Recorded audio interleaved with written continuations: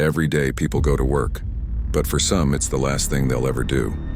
In 2023 alone, thousands of workers in the US lost their lives on the job, from dangerous construction zones to high-risk factory floors to even office buildings.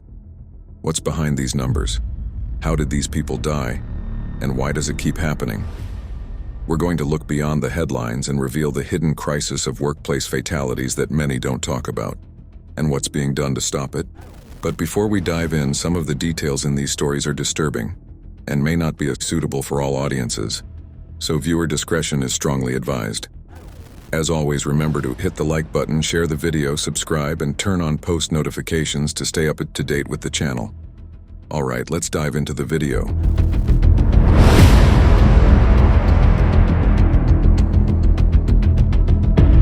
On November 28, 2008, Jadimitai Damour went to work as a temporary employee at Walmart in Valley Stream, New York. He was just 34, new to the job, and assigned to help with Black Friday's crowd. That morning he didn't expect what was coming.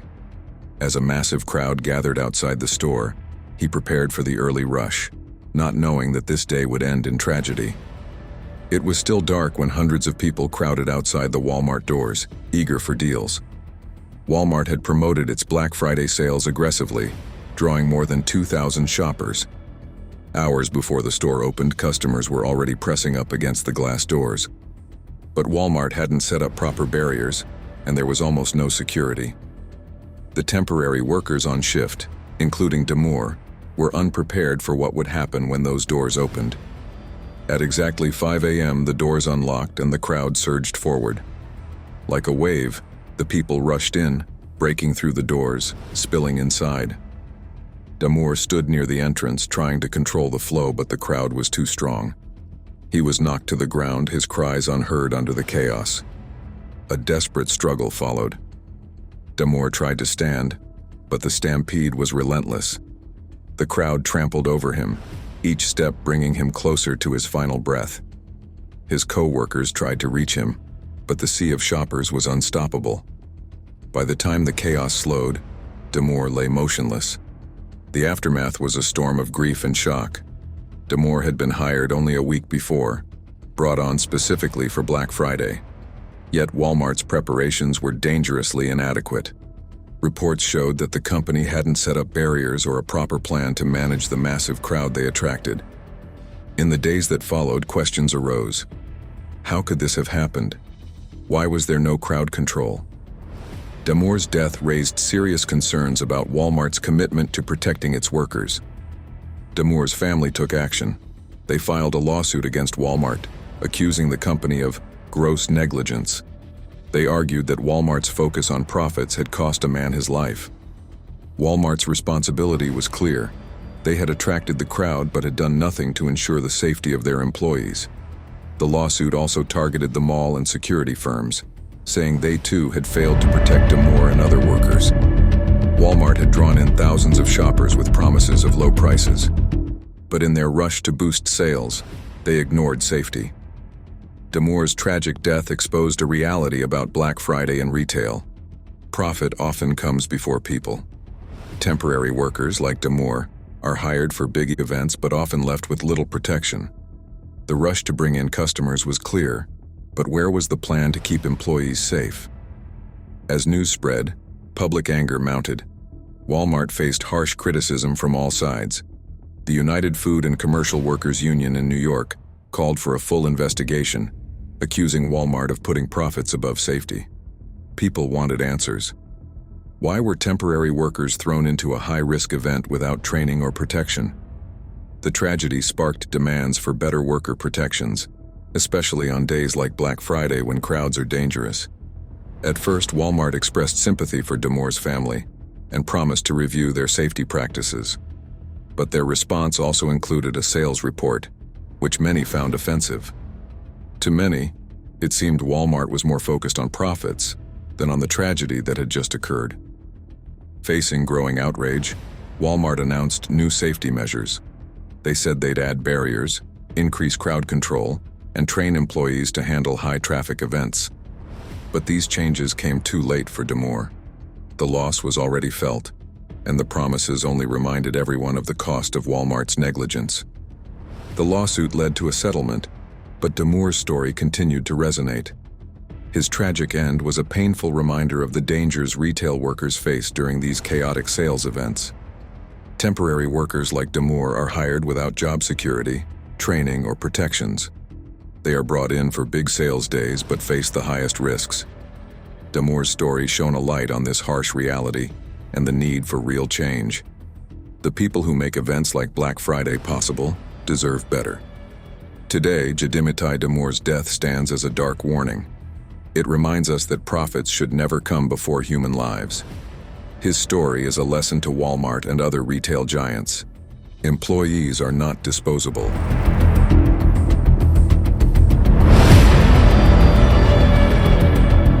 Anna Sebastian Parayal was a young, hopeful accountant from Kerala, India. At 26, she'd recently joined Ernst & Young in Pune, thrilled to start a new chapter in her career. But only 4 months into the job, her life came to a tragic end. In July 2023, Anna's family was devastated, and they believe her death was due to the intense pressures of her workplace. Anna's mother, Anita Augustine, later shared the painful details in an open letter to the E&Y chairman. In her letter, Anita described her daughter's unbearable workload. Anna worked up to 16 or even 20 hours a day, with constant demands for overtime. The stress drained her, both mentally and physically. In her last days, Anna confided in her mother about the relentless pressure she felt. She wanted to succeed, but the stress had become too much. She was exhausted, overwhelmed, and felt she had no way out. Anna's story quickly spread across India. Many people related to her experience, recognizing their own struggles in her story. Social media lit up with people sharing their own battles with toxic workplaces, long hours, and unrealistic demands. Former E&Y employees shared stories of intense workloads and a culture that seemed to value profit over employee well-being. Anna's tragic story became a symbol of the toxic work culture in corporate India, sparking what some called a corporate #MeToo movement against unsafe work practices. E&Y faced public pressure after Anna's death.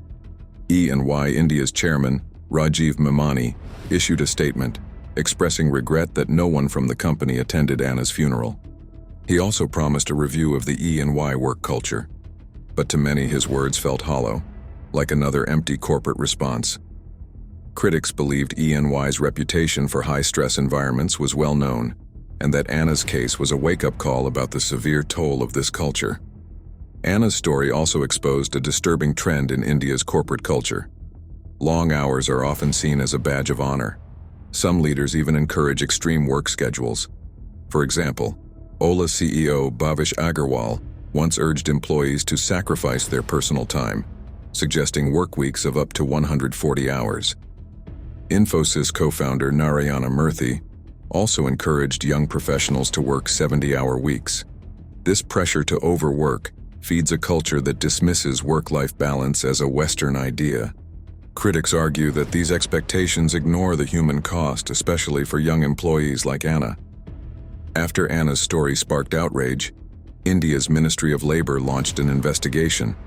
They aimed to look into E&Y's work practices and examine the broader culture in high-stress corporate roles. Anna's story highlighted that her experience wasn't unique. According to reports, over 60% of Indian employees experience work-related stress and burnout, nearly 3 times the global average.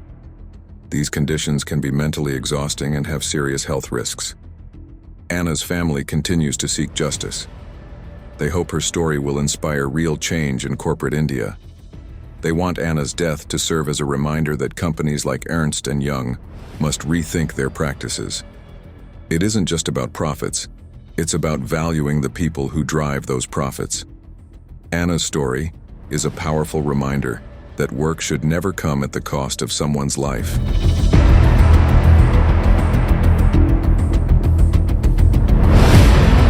Ramon Cruz was an experienced construction worker, known for his hard work and dedication. But his life came to a tragic end one fateful day when a wall collapsed on him at a job site, cutting his life short. The cause of his death wasn't an accident. It was negligence. Poor oversight, unsafe working conditions, and ignored safety standards led to this tragedy. On the day of the incident, Ramon was working in an area of the site where the wall had been under construction for days. The wall was unstable. It had been poorly built and lacked the proper safety barriers, a crucial component in preventing such accidents. Yet no one seemed to care about the dangers. Supervisors were more concerned about finishing the job quickly to meet the tight deadlines, pushing workers like Ramon to keep moving without regard for their safety. This was a common practice on that site. Safety protocols were overlooked. Workers were pressured to ignore the warnings of their own instincts. There were times when supervisors cut corners on equipment maintenance, leaving tools and machinery in disrepair. Yet workers continued to follow orders, fearful of losing their jobs. The toxic environment at the site was evident. Deadlines and profits took priority over worker safety. For Ramon Cruz, that day would be his last. As the wall crumbled, there was no warning. No one had thought to reinforce it. No one had double-checked the foundation. In an instant, a life was lost because basic safety measures were ignored. Ramon's death wasn't just a tragedy for his family and friends, but also a painful reminder of the dangerous working conditions that many construction workers face daily. The aftermath of Ramon's death was nothing short of chaotic. His family was devastated, and the construction company quickly found itself under intense public scrutiny. A wrongful death lawsuit was filed against the company, and the media quickly caught wind of the story. What was meant to be just another day on a construction site had become a stark symbol of the dangers workers face when safety is compromised for profit. The public outrage was swift. People began to ask questions about how such negligence could have led to Ramon's death. Why weren't safety measures in place? Why was there no proper oversight on such a dangerous site? It soon became clear that this wasn't an isolated incident. Many workers across the industry had dealt with similar problems: inadequate training, poor equipment, and a lack of care from management. The Bureau of Labor Statistics has long warned that construction is one of the most hazardous industries in the country. In fact, it consistently ranks among the top industries for workplace fatalities. According to the BLS, a significant portion of these deaths come from preventable causes, often linked to unsafe work conditions and lack of proper training. Ramon's death was a stark reminder of the deadly consequences that arise when safety is neglected. Workers are often left to fend for themselves in environments where their lives are at risk daily. The case also sparked a larger conversation about the need for stronger regulations and better enforcement of safety standards. Construction sites, where large machinery, unstable structures, and hazardous materials are common, must adhere to strict protocols. But when these measures are ignored or underfunded, the consequences can be devastating.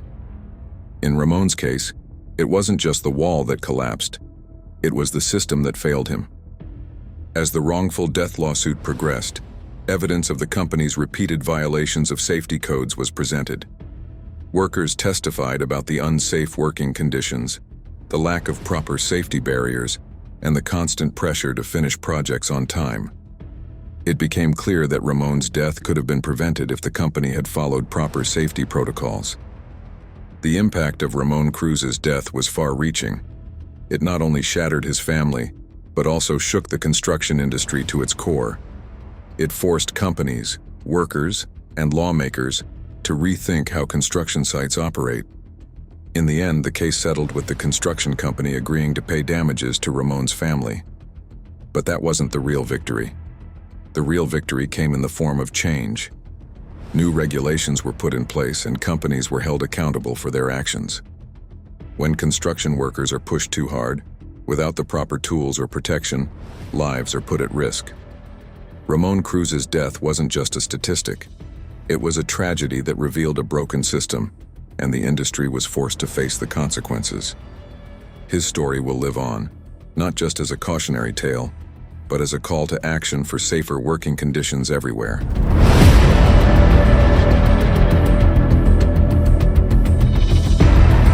19-year-old Gursimran Kaur was a young woman from India who went to Canada with her mother, seeking a new life. she found a job at Walmart in Halifax, Nova Scotia. This job was a lifeline for her family. It meant stability and a chance at a better life. But on October 19, 2024, a tragic accident cut her life short in a way that has shocked and saddened everyone who heard her story. That morning, Gursimran started her shift like any other day, working in the bakery section. But as her shift went on, her mother, who also worked in the store, grew worried. Gursimran's phone was off and no one seemed to know where she was. Frantic with worry, her mother searched the entire store, hoping to find her.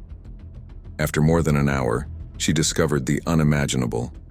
Her daughter's body was found inside a walk-in oven in the bakery. The pain of this discovery is hard to describe. The shock, the grief, the horror. Her mother's life was forever changed in an instant. What should have been a safe workday turned into a nightmare. Now, her family and many others are left with one burning question. How did this happen? Authorities are still investigating Gursimran's tragic death, but answers are slow to come. Was it an accident, or was someone at fault? Was there negligence that led to this horrifying incident? Walmart released a statement expressing sympathy for her family and grief counseling for her co-workers. But for Gursimran's mother, these words are far from enough. Nothing can take away the pain, and nothing can explain how her daughter ended up in such a horrific situation. Her tragic death has cast a spotlight on Walmart and other large corporations and their approach to worker safety. Public anger is growing. People are asking how a simple shift could turn into a fatal accident. They want to know what measures were in place to protect Gursimran and why those measures failed. Gursimran's family and their community are now mourning her loss, while hoping her death serves as a wake-up call. They want her story to push for change in workplaces across the country. Workers in retail, fast food, and manufacturing jobs deserve better protection. They deserve safety measures that ensure they can go home to their families at the end of the day.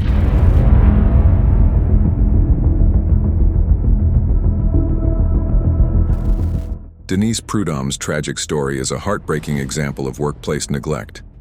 Denise, a longtime Wells Fargo employee, died alone at her desk in the Tempe, Arizona office. Shockingly, her death went unnoticed for 4 days. Her absence was ignored and her body was found only after it was too late. Denise, in her 60s, worked in an office where many employees worked from home or had little interaction with others. This created an environment where, despite being physically present, Denise's death went unnoticed. Over the course of several days, co-workers started to notice a foul smell near her desk. However, they assumed it was a plumbing issue and didn't investigate further. No one considered that something was wrong. They never thought about checking on her. The office environment, which was meant to encourage teamwork, ended up isolating Denise. There were no systems in place to monitor the well-being of employees, especially those working long hours. Denise, working alone and unnoticed, fell through the cracks. Her absence went unreported, and no one raised any alarm. The failure to act wasn't just a problem within her immediate team. Wells Fargo had no procedures in place for tracking long absences, especially when an employee had not logged out for an unusually long period. There were no automated alerts or manual checks that could have flagged her disappearance. The lack of oversight was troubling. Even the cleaning staff and security team, who should have been checking the office regularly, missed it. Simple measures, such as confirming every area had been cleaned or having security patrol the office, could have led to her being found much earlier. This failure to notice her absence was a breakdown at every level within the company. Denise's death revealed larger issues within Wells Fargo's corporate culture. While many companies claim that in-office work promotes teamwork and connectivity, Denise's story shows that without clear, caring policies, these claims are meaningless. The company's failure to protect Denise exposes the harsh reality that employee safety and well-being often take a back seat to profits and productivity. After her death, Wells Fargo faced criticism for its corporate culture. Former employees noted that managers were often overwhelmed and more focused on meeting targets than on the well-being of their team members. The pressure to meet deadlines and manage high workloads left managers with little time to connect with their employees. The result was a work environment where individuals like Denise felt invisible and isolated. This shows how a culture that prioritizes productivity can contribute to dangerous neglect. In response to the tragedy, many have called for Wells Fargo and other companies to reevaluate their work environments. Suggestions include better training for managers to recognize signs of burnout or distress in employees. Additionally, companies are being urged to create environments where workers look out for one another, ensuring no one feels overlooked or forgotten. It is vital for companies to foster a culture of care, where employees are supported and valued. The larger lesson from Denise's case is clear. Being physically present in an office doesn't mean employees are being properly cared for. Proximity doesn't automatically ensure connection or engagement.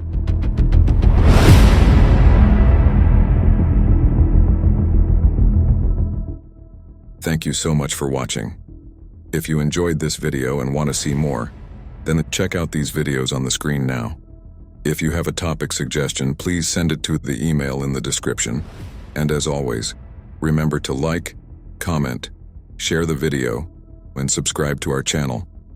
And remember, the only thing scarier than these stories is missing out on our next video.